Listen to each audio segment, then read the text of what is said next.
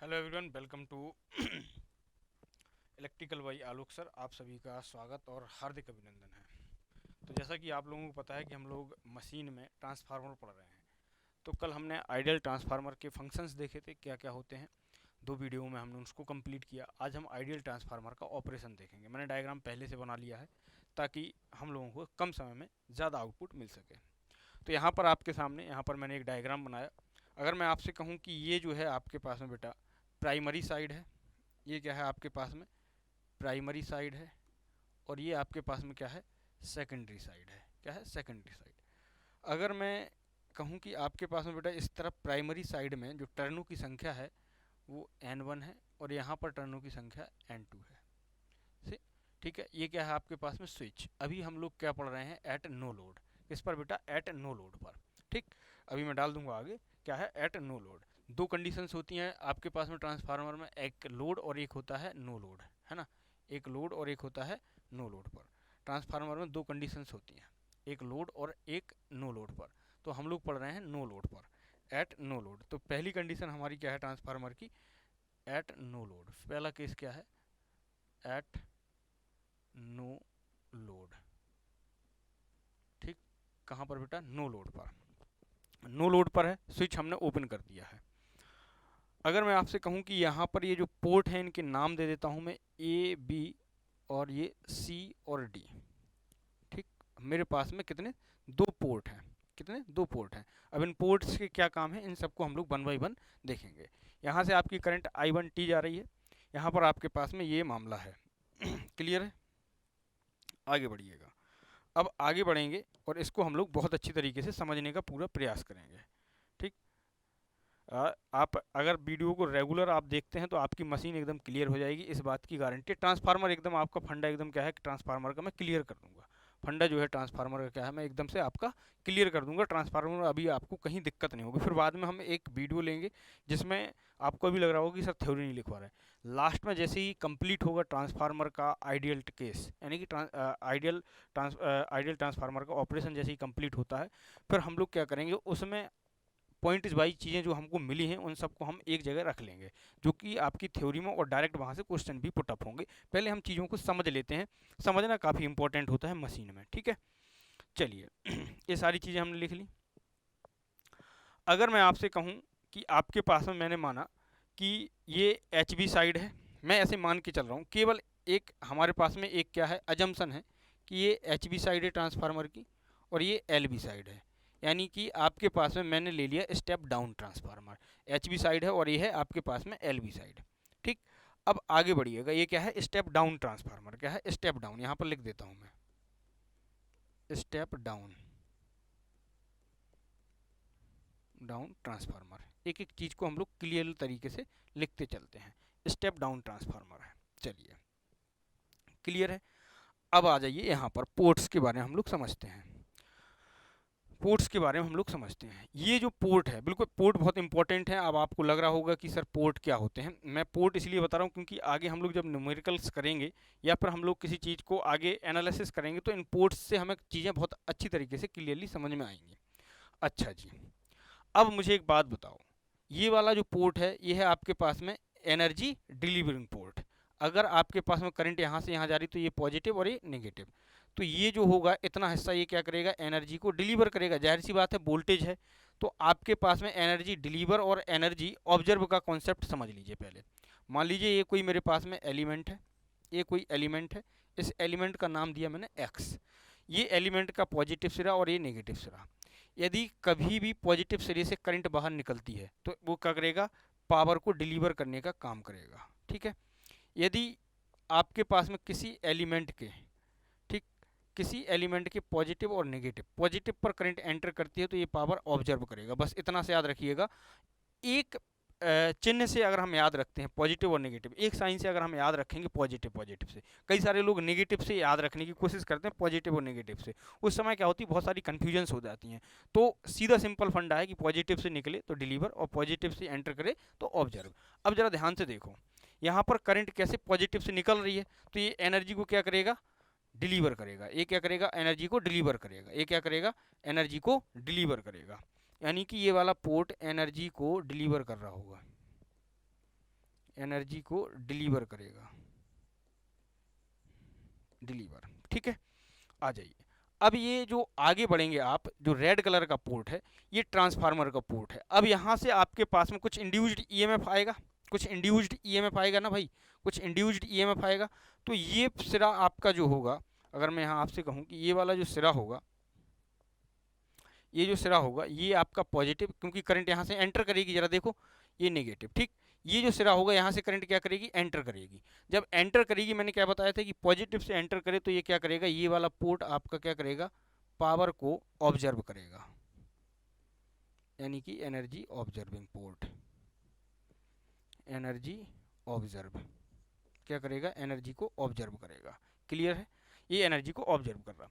इस पूरे पोर्ट को हम नाम देते हैं इनपुट पोर्ट। पूरे पोर्ट को हम जो नाम देते हैं, इस पोर्ट का पूरा नाम होता है बेटा इनपुट पोर्ट। इस पोर्ट को हम लोग जो बोलते हैं, ये पोर्ट कहलाता है आपका, कहाँ लिख दें इस बात को, इस बात को यहाँ लिख देता हूँ मैं, कि ये पूरा पोर्ट जो है आपका क्या कहलाता है, इनपुट पोर्ट,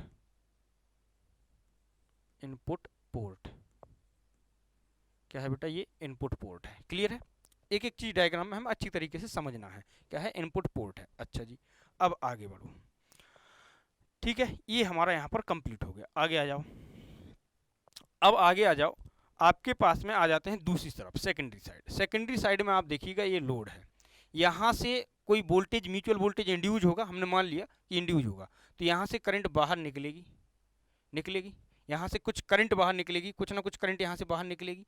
अगर कुछ करंट यहाँ से बाहर निकलेगी तो ज़रा मुझे एक बात बताओ, तो आपके पास में ये स्विच जो है, जब करंट बाहर निकलती है तो किससे, आपके पास में हमेशा करंट कैसे बाहर निकलती है बताइए, दरअसल इस बात को सोच के बताइए कि करंट जब बाहर निकलेगी तो आपके पास में ये टर्मिनल क्या होंगे, बताइए, सी और डी टर्मिनल क्या होगा आपके पास में।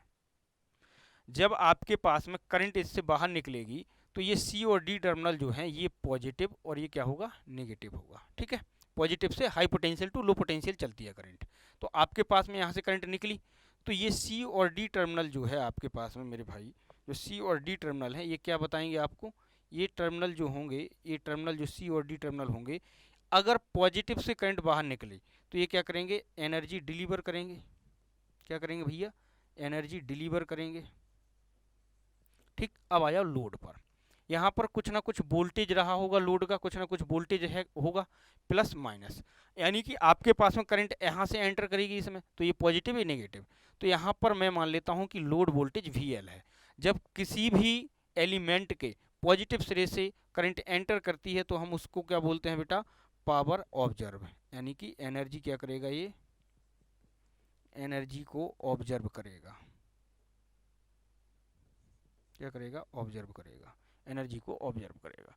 अब आपने दोनों पोर्टों को बहुत अच्छी तरीके से समझ लिया, बोले ठीक है सर, एनर्जी को क्या करेगा, ऑब्जर्व करेगा। अब आगे बढ़ते हैं इसमें, चलिए अब ऑपरेशन को स्टार्ट करते हैं। अब ऑपरेशन को स्टार्ट करते हैं, चूंकि एट नो लोड और आइडियल ट्रांसफार्मर है, तो आपके पास में मैंने नो लोड की पहली कंडीशन बताई थी कि जब आपके पास में क्या होगा, सबसे पहले नो लोड है, क्या है, नो लोड है, क्या है, नो लोड है। अब नो लोड की कहानी सुन लो, अब नो लोड की कहानी सुनो। नो लोड पर अगर मैं आपसे कहूं कि स्विच जो है वो कैसा है, आपके पास में ओपन है, ओपन, नो लोड है, स्विच ओपन है, ठीक बात है सर, स्विच ओपन है आपके पास में। दूसरी कंडीशन सुनिएगा, जब स्विच ओपन है तो यहाँ पर करंट जो I2T जो आपके पास में यहाँ पर करंट होगी I2T, ये क्या होगी आपके पास में, जीरो होगी। जब I2T जीरो है, जब I2T जीरो है, जब यहाँ पर कोई करंट ही नहीं आ रही है, I22 जीरो है, तो इसका मतलब यहाँ सोर्स की करंट भी आपकी क्या हो जाएगी, जीरो हो जाएगी। अब एक बात बताओ, जैसे आपने किसी बैटरी से कहीं लंबी दूरी तक आप किसी सोर्स से करंट लेके जा रहे हो, ठीक है, पावर लेना चाहते हो, बीच में कहीं तार टूट गया, तो आप क्या कह सकते हो, ये सोर्स की पावर आपके पास में, सोर्स से आने वाली करंट क्या है, जीरो है, तो सोर्स से आने वाली करंट क्या होगी, जीरो, और यहाँ पर लोड तक आने वाली करंट भी जीरो, क्योंकि यहाँ तो स्विच ओपन है। तो आप यहाँ पर क्या लिख सकते हो, I1T is equal to I2T is equal to zero, लिख सकते हो कि नहीं, या फिर इसको IMT भी लिख सकते हो, मैग्नेटाइजिंग करंट भी आपकी क्या होगी, जीरो होगी। अच्छा जी, अब यहाँ पर हमारा केस वन आता है, क्या आता है, केस फर्स्ट, क्या आता है, केस फर्स्ट आता है, क्या आता है, केस फर्स्ट। केस फर्स्ट आता है। अब केस फर्स्ट में क्या क्या कहानी है समझिएगा जरा। केस फर्स्ट में आइडियल ट्रांसफार्मर क्या कहता है कि यदि ट्रांसफार्मर आइडियल है तो इसकी परमेबिलिटी कैसी होगी, इनफाइनाइट होगी। अच्छा, अगर परमेबिलिटी इनफाइनाइट है तो रिलक्टेंस कैसा होगा, जीरो होगा। ये हम पीछे की क्लास में पढ़ चुके हैं। अगर परमेबिलिटी इनफाइनाइट है तो रिलक्टेंस क्या होगा आपका, जीरो होगा। ये हम पीछे की क्लास में पढ़ चुके हैं। फ्लक्स क्या होगा बेटा, ये पीछे मैंने आपको बताया था। फ्लक्स क्या होगा, फाई बराबर क्या हो जाएगा, phi m sine omega t, omega t. ठीक बात है। आई एम क्या होगा आपका, जीरो होगा। मैग्नेटाइजिंग करंट क्या होगी, जीरो होगी। क्लियर है, मैग्नेटाइजिंग करंट क्या होगी, जीरो होगी। एमएमएफ क्या होगा, एमएमएफ क्या होगा, एमएमएफ की अगर हम बात करें, एम एम एफ वन लिख देता हूं मैं, एम एम एफ वन क्या होगा आपके पास में, एन इंटू जीरो, यानी कि कितना होगा, जीरो होगा।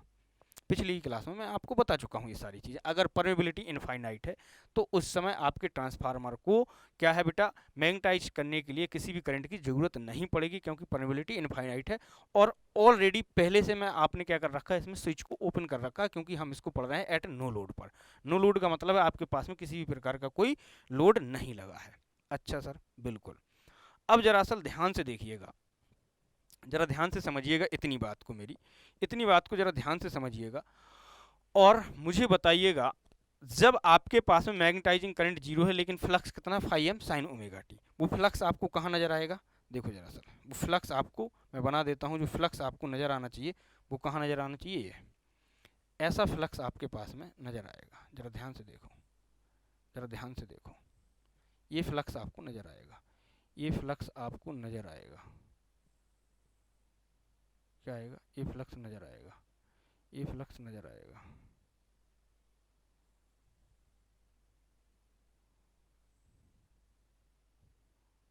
ये फ्लक्स क्या होगा, नजर आएगा। जरा ध्यान से देखो, ये फ्लक्स नजर आएगा, ये फ्लक्स नजर आएगा आपको, ये फ्लक्स नजर आएगा। मैंने इस फ्लक्स की डायरेक्शन कुछ ले ली है, यूं यूं, ये और दिस, मैंने ऐसी डायरेक्शन ले ली फ्लक्स की। कैसी, ऐसी डायरेक्शन मैंने फ्लक्स की ले ली। क्लियर है। अच्छा जी सर, फ्लक्स की डायरेक्शन ले ली। इसको हम लोग बोलते हैं, जरा ध्यान से सुनिएगा, इसको हम लोग क्या बोलते हैं, ये है हमारे पास में मेन फ्लक्स। क्या बोलते हैं, मेन फ्लक्स, मेन फ्लक्स। यहाँ पर बहुत आराम आराम से चीज़ों को हम लोग एनालिसिस करेंगे, बहुत प्यार से, कोई ज़्यादा जल्दबाजी तो है नहीं, ठीक, बहुत प्यार से चीज़ों को हम लोग एनालाइज करेंगे। ये हो गया आपके पास में मेन फ्लक्स। क्लियर है। अब जरा आगे बढ़िएगा, मेन फ्लक्स हो गया आपके पास में, इनपुट आउटपुट सारी चीज़ें आपके पास में आ गई। अब इस केस पर काम करने की आवश्यकता है। केस आपको पता है कि केस है क्या। अब इस केस पर हम लोगों को काम करना है। बोले सर कैसे काम करेंगे अब इस केस पर, तो ज़रा मुझे बताइए कैसे, तो केस पर कैसे काम करोगे बताइए।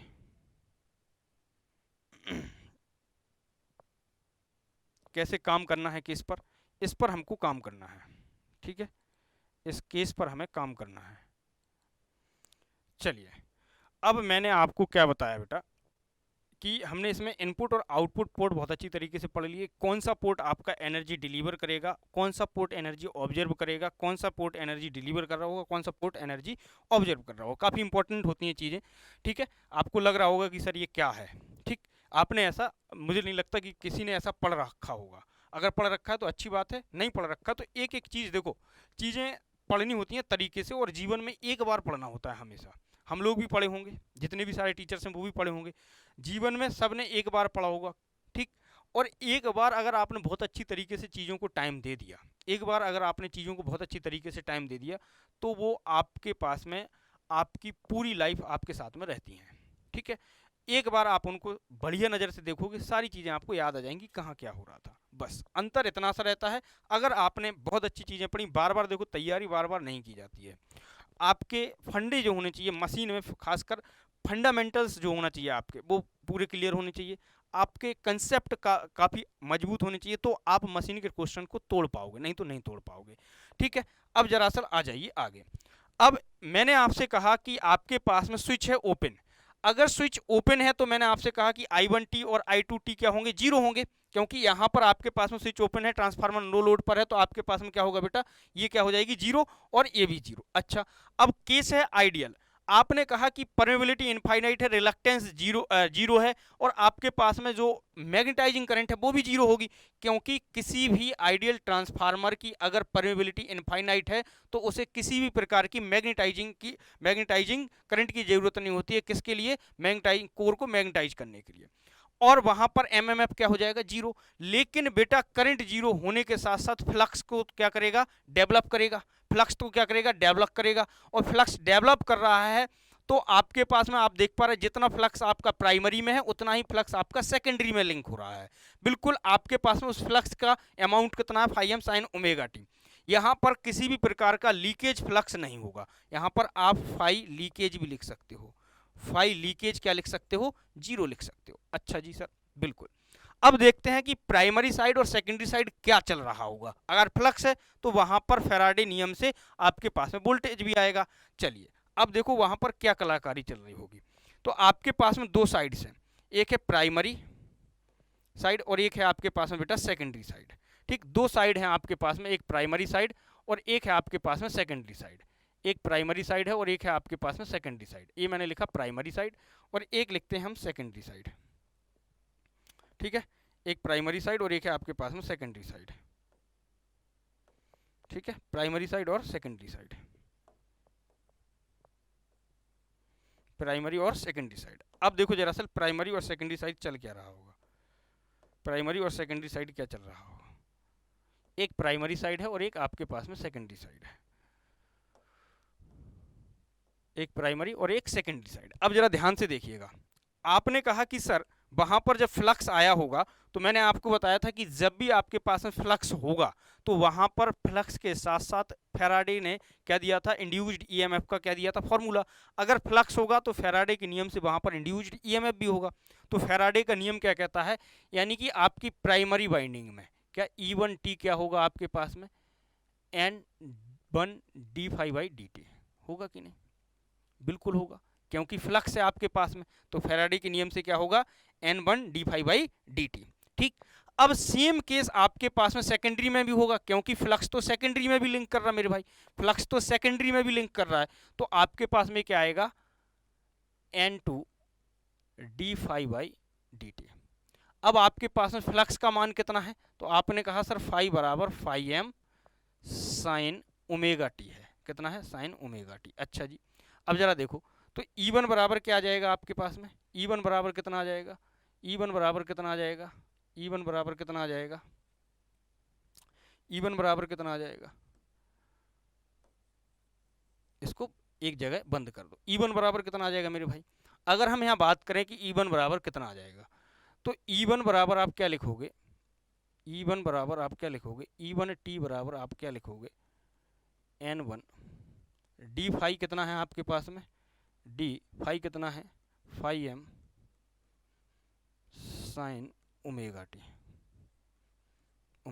Upon d t. ठीक, यही होगा। यहाँ पर क्या आ जाएगा आपके पास में? E2T है ना, यहाँ T लगा लीजिए भैया। E2T बराबर आपके पास में N2 d upon d T, और ये कितना आ जाएगा?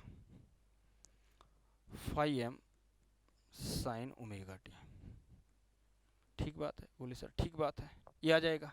अब दरअसल इसका डिफरेंशिएशन कर दो तो E1 ऑफ टी कितना मिलेगा आपको? E1 ऑफ टी कितना मिलेगा? N1। ठीक, फाई एम बाहर आ जाएगा। ओमेगा टी का क्या हो जाएगा आपके पास में? ओमेगा हो जाएगा। साइन ओमेगा टी का क्या आ जाएगा? कॉस ओमेगा टी आ जाएगा। ठीक है, आ जाइए अगली वाली पर। तो E2T भी आपको क्या मिलेगा? E2T आपको क्या मिलेगा?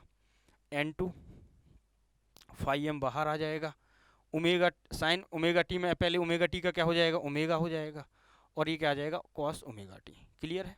यस सर क्लियर है। एक एक चीज़ क्लियर करते चलना। यस सर क्लियर है। इतनी बात आ गई। बोले सर इतनी बात आ गई, हम इस पूरी इतनी कहानी को, मैं इस पूरी इतनी कहानी को क्या लिख सकता हूँ? इतनी पूरी कहानी को, ये क्या मैं इसको फाई एम लिख दूँ? मैक्सिमम इंड्यूस्ड ईएमएफ लिख दूँ, फाई एम लिख दूँ, सॉरी ई एम लिख दूँ। इसी को तो हम क्या बोलते हैं? ई एम बोलते हैं। क्या बोलते हैं? इसको EM1 कह दो और इसको कह दो बेटा EM2। EM2 ये क्या है आपके पास में? EM2 ये क्या है आपके पास में? ये आपके पास में क्या है बेटा? मैक्सिमम वैल्यू है उस इंड्यूस्ड ईएमएफ की, मैक्सिमम वैल्यू उस इंड्यूस्ड ईएमएफ की। तो अगर मैं आपसे कहूँ कि E1t कितना आ जाएगा आपके पास में, E1t कितना आ जाएगा आपके पास में, EM1 cos ओमेगा टी, ये कितना आ जाएगा, E2t कितना आ जाएगा बेटा, ये आ जाएगा ये आ जाएगा आपके पास में EM2 cos ओमेगा टी, कितना आ जाएगा, cos ओमेगा टी। ये दोनों बातें देखो, तो आपके पास में इंड्यूस्ड ईएमएफ आ गया कि नहीं, ये इंड्यूस्ड ईएमएफ है कि नहीं, ये आपके पास में बेटा इंड्यूस्ड ईएमएफ आपके सामने, नज़रों के सामने है, ठीक, नज़रों के सामने है। अब दरअसल मैं आपको एक बात बताता हूँ, कई सारी बुक्स में क्या है कि यहाँ पर इंड्यूस्ड ईएमएफ जो वो निकलवाता है, तो इंड्यूस्ड ईएमएफ माइनस NdΦ/dt, क्या लेंज का नियम आपका प्रेरित विद्युत वाहक बल उत्पन्न कर सकता है, क्या इंड्यूस्ड ईएमएफ दे सकता है? इंड्यूस्ड ईएमएफ के लिए तो आपका कौन सा फॉर्मूला लगता है बेटा, आपका लगता है फैराडे लॉ के द्वारा। लेकिन बहुत सारी बुक्स में यहाँ पर माइनस NdΦ/dt दे रखा है, फिर यहाँ पर cos ओमेगा टी को उन्होंने साइन ओमेगा टी माइनस 90 किया, फिर वहाँ पर उसको माइनस को प्लस में कन्वर्ट किया। तो ये सारे चीज़ें क्या है, हमको इतना लंबा प्रोसेस नहीं करना है, हमको शॉर्ट में और वेरी लिटिल कंसेप्ट के साथ में और बेहतरीन कंसेप्ट के साथ में हमें इसको क्या करना है, टैकल करना है चीज़ों को। कभी भी याद रखिएगा कि यहाँ पर आपके पास में इंड्यूस्ड ईएमएफ में माइनस नहीं आएगा, ठीक, क्योंकि माइनस का मतलब होता है लेंज का नियम। लेंज का नियम ये कहता है कि जिसके कारण उत्पन्न होता है उसी का विरोध करता है। मैं आपको आगे बताऊंगा कि वो किसका विरोध करता है, ठीक। फिलहाल में अब यहाँ पर हम लोग आगे इसमें इतना ही लिखेंगे, क्लियर है? एक बार मुझे बता दो कि ये सारी बातें सर मेरी क्लियर हैं, ठीक है? फिर लास्ट में मैं समाप्त करूंगा पूरी चीज़ों को ना एक बार में। चलिए, इतनी बातें हमारी क्लियर हो गई।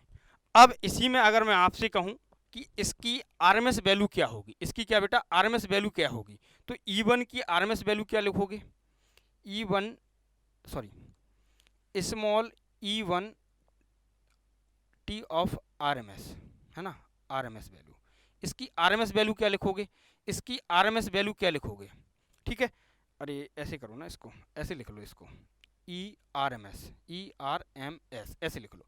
इसकी आरएमएस वैल्यू क्या होगी, तो आप कहेंगे सर EM1/√2, मैक्सिमम में √2 का भाग देते हो ना, और इसकी आरएमएस वैल्यू क्या होगी, तो आप कहेंगे सर E2RMS बराबर, आप क्या कहोगे कि सर इसमें मैं भाग दे दूं किससे, EM2 में भाग दे दूं किससे, √2 से, तो इसकी आरएमएस वैल्यू आ जाएगी भाई, इसकी आरएमएस वैल्यू आ जाएगी।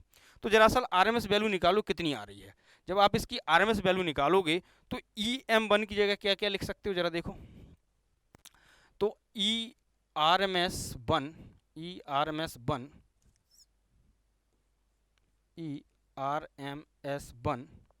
इज इक्वल टू आपकी कितनी आ जाएगी बेटा, N1, ठीक बात है, आपके पास में 5m, ठीक, और क्या था आपके पास में, ओमेगा को क्या लिख सकते हैं, देखो चूंकि ओमेगा बराबर आप जानते हैं 2πf होता है, कितना 2πf, क्या लिख सकते हो इसको, इनटू ओमेगा, है ना, ओमेगा बाई √2 ना, ये। अब जरा ध्यान से समझना, अगर मैं आपसे कहूं कि ERMS1 बराबर क्या हो जाएगा आपके पास में, N1, ध्यान रखना N1 5m, ओमेगा की जगह क्या लिख सकता हूँ, 2πf डिवाइडेड बाई √2, ये था आपके पास में आरएमएस वैल्यू किसकी, इंड्यूस्ड ईएमएफ की आरएमएस वैल्यू। अब जरा देखो, जब आप इसका भाग दोगे तो ERMS1 कितना आ जाएगा, बोलो भैया, इसका भाग दे के देखो कितना आ रहा है, जरा निकालो कितना आ रहा है, जरा भाग दे के देखो तो कितना आएगा, ये आएगा 4.445m N1, और क्या आ जाएगा आपके पास में F, है ना, ये आ गई आपके पास में ERMS1 की इक्वेशन।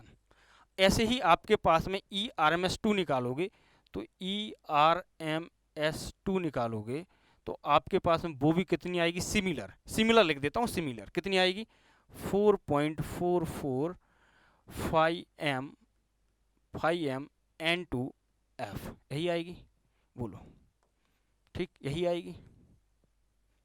आगे इंड्यूस्ड ईएमएफ की इक्वेशन आपके पास में आ गई है, ठीक, प्राइमरी और सेकेंडरी में इंड्यूस्ड ईएमएफ की इक्वेशन आपके पास में आ गई है। प्राइमरी और सेकेंडरी में इंड्यूस्ड ईएमएफ की इक्वेशन आपके सामने है। ठीक, प्राइमरी और सेकेंडरी में इंड्यूस्ड ईएमएफ कैसे हो रहा है ये आपको देखने को मिल गया। ठीक, अब आगे बढ़ो। अगर मैं इनका रेशियो निकालूं बेटा, अगर मैं E1 और E2 का रेशियो निकालूं, ठीक है, अगर मैं इन दोनों का रेशियो निकालता हूं E1/E2 का, अगर मैं रेशियो निकालता हूं तो क्या आएगी, E1/E2 का रेशियो निकालूंगा तो E1 का रेशियो कितना है 4.44 5m FN1, और ये कितना आएगा आपके पास में 4.44 5m FN2 आएगा। आएगा कि नहीं आएगा? ये क्या होगा बेटा आपका कैंसिल आउट, ये क्या होगा आपका कैंसिल आउट। आपका बचा क्या है E1/E2 बराबर कितना आ जाएगा N1/N2। ठीक है, N1/N2, यानी कि अगर मैं आपसे कहूं कि यहाँ पर टर्न रेशियो कितना आया आपके पास में N1/N2 बराबर E2/E1 आया। N1/N2 बराबर E1/E2 क्या है टर्न रेशियो। अगर मैं आपसे कहूं कि इसको बोलते हैं टर्न रेशियो या फिर ट्रांसफॉर्मेशन रेशियो, टर्न रेशियो, ठीक है, तो टर्न रेशियो की अगर मैं बात करूं कि आपके पास में आया सर E1/E2 बराबर कितना आया N2/N1, सॉरी N1/N2 बराबर कितना ले लूं मैं ए। ये किस कंडीशन के लिए, ये कब के लिए ट्रू है, इट इज ओनली ट्रू, ध्यान रखिएगा इस बात को। ठीक है, ऑथेंटिक चीजें पढ़ो, बाकी बुक्स में क्या दे रखा है डोंट माइंड इट। यहाँ पर ये टर्न रेशियो तभी सही होगा जब आपके पास में ट्रांसफार्मर कैसा हो, for ideal transformer, ideal transformer कई बार क्वेश्चन आया है। ठीक है, ट्रांसफार्मर, ठीक है, और कब, जब आपके पास में आइडियल है तो परमेबिलिटी आप इनफाइनाइट लेंगे, परमेबिलिटी कैसी हो इनफाइनाइट हो। क्लियर कट देखो समझो, clear cut.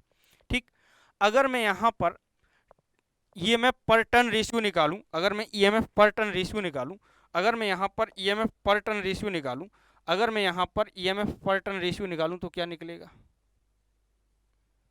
EMF upon turn ratio, turn ratio क्या निकालोगे आप, ईएमएफ आपके पास में कितना है, ईएमएफ आपके पास में कितना है, तो आप कहेंगे कि सर मेरे पास में ईएमएफ है E1, टर्न रेशियो कितना है N1, तो आपके पास में बचेगा क्या, तो आपके पास में बचेगा बेटा 4.44 5mF, है ना 5mF, और ये पूरी वैल्यू कैसी है बेटा, ये है कांस्टेंट।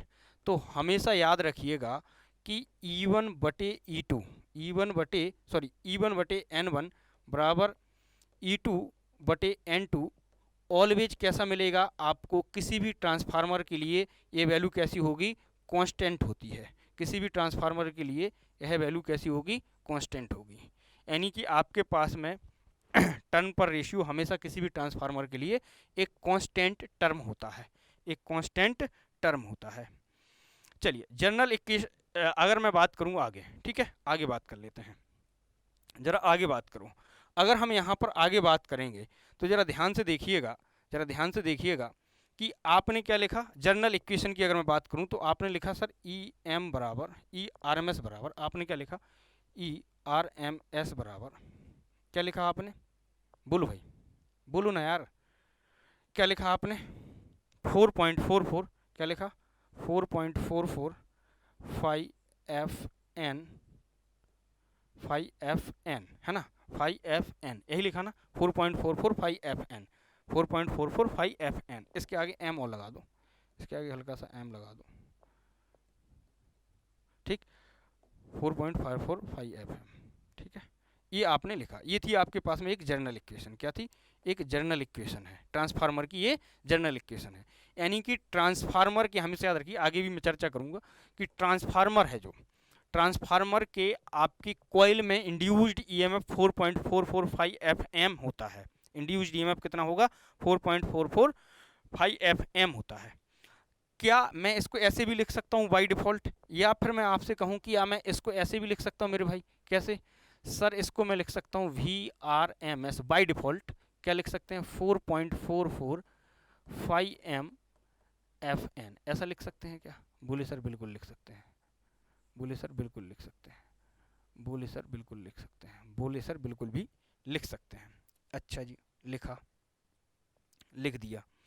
अब मुझे एक बात बताओ, अगर मैं आपसे कहूँ कि यहाँ से बेटा फाई का मान निकालो, क्या आएगा? तो यहाँ से आप फाई का मान क्या निकालोगे? फाई बराबर आपके पास में क्या आएगा? भी अपॉन एफ आएगा कि नहीं? भी अपॉन एफ, जरा ध्यान से देखो, फाई बराबर क्या आएगा? भी अपॉन एफ एन 4.44 है ना, यही आएगा ना। आप इसका भाग दे दो ना सीधा, 5n और 4.44 का, तो यही आएगा ना। तो मुझे एक बात बताओ, जरा ध्यान से समझना मैंने क्यों लिखा है इसको। ये जो आपको यहाँ पर नज़र आ रही है कहानी, ये जो कहानी नज़र आ रही है, ये जो वैल्यू नज़र आ रही है, ये वैल्यू आपकी कैसी है? कांस्टेंट है। अब मुझे एक बात बताओ, कांस्टेंट क्यों नहीं होगी? 4.44 संख्या है आपके पास में, एन जो है आपके पास में टर्नों की संख्या है, तो टर्नों की संख्या तो एक बार आप कॉइल पर लपेट दोगे टर्न तो वो तो फिक्स हो जाएंगे। आपके पास में फाई बराबर बचा क्या है? फाई बराबर सर मेरे पास बचा भी अपॉन एफ। तो मुझे एक बात बताओ, ये पूरे टर्म क्या है आपके पास में? पूरे टर्म कैसे हैं आपके पास में? पूरे टर्म कैसे हैं आपके पास में बेटा? जरा ध्यान से देखो। कुछ लोग कह रहे होंगे सर एफ भी कांस्टेंट है, बिल्कुल कांस्टेंट है, ये पूरे टर्म क्या है? कांस्टेंट है। अगर मैं आपसे कहूं कि ये पूरे टर्म कैसे हैं? कांस्टेंट है। यदि मुझे ट्रांसफार्मर में एक कांस्टेंट फ्लक्स चाहिए है, क्योंकि ट्रांसफार्मर में हमें मेंटेन करना होता है एक कांस्टेंट फ्लक्स, जितना प्राइमरी में लिंक, जितना फ्लक्स प्राइमरी साइड है उतना ही फ्लक्स आपके पास में सेकेंडरी साइड होना चाहिए, तब वो आपको इंड्यूस वोल्टेज आपको बराबर देगा, यानी कि E1 बराबर E2 आपको इंड्यूस वोल्टेज मिलेगा। तो क्या मैं इसको कह सकता हूं कि यदि आपको फ्लक्स को कांस्टेंट रखना है तो मुझे एफ बाई भी बाई एफ के रेशियो को क्या रखना होगा? कांस्टेंट। इसीलिए कहते हैं कि ट्रांसफार्मर एक कांस्टेंट फ्लक्स डिवाइस है। ट्रांसफार्मर एक कांस्टेंट फ्लक्स डिवाइस है, डिवाइस है। क्या है? कांस्टेंट एक फ्लक्स, ट्रांसफार्मर एक कांस्टेंट फ्लक्स डिवाइस है। ठीक,